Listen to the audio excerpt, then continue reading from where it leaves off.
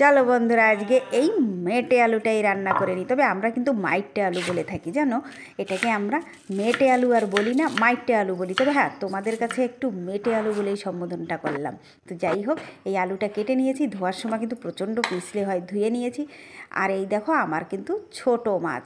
সবাই ভাবে ভালো মাছ, বড় মাছ হলে হয়তো তরকারিটা ভালো হবে, কিন্তু না গো, মাছ হলেই হলো। আমার কাছে মাছ হলেই হলো। আমি সেই মাছ দিয়েই আজকে, এই ছোটো মাছ দিয়েই আজকে আমি এই আলুটা রান্না করে নিচ্ছি।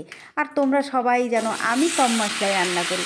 মাছটা ভেজে পাশে রেখে সেই ভিতরে এই জিরা ফোড়ন দিয়ে তারপরে আমি রান্না করে নিয়েছি। আর কী হয়েছে, আমার লঙ্কার গুঁড়ো ছিল না, তাই একটু মিক্সিতে পিষে নিয়েছিলাম মাছটা ভাজার জন্য। আর কাঁচা লঙ্কার তরকারি অল্প মশলা দিয়ে ভালো করে কষিয়ে নিয়ে ঝোলটা দিয়ে ব্যাস তরকারিটা রান্না করে নিয়েছি। নামানোর আগে একটু ধনেপাতা ভেঙে দিয়ে কেটে দিয়েছি, আর মরিচটা গুলে দিয়েছি। তবে হ্যাঁ, তোমাদের যদি ভিডিওটা ভালো লাগে সঙ্গে থেকেও সাপোর্ট করো, লাইক কমেন্ট শেয়ার করো, নতুন হয়ে থাকলে সাবস্ক্রাইব করো। আর একবার হলেও ট্রাই করে দেখো বন্ধুরা, পাতলা ঝোলে মেটে আলুর তরকারি, মেটে আলু না গো, মাইটে আলুর তরকারি সেই টেস্ট লাগে বন্ধুরা, খুব খুব ভালো লাগে।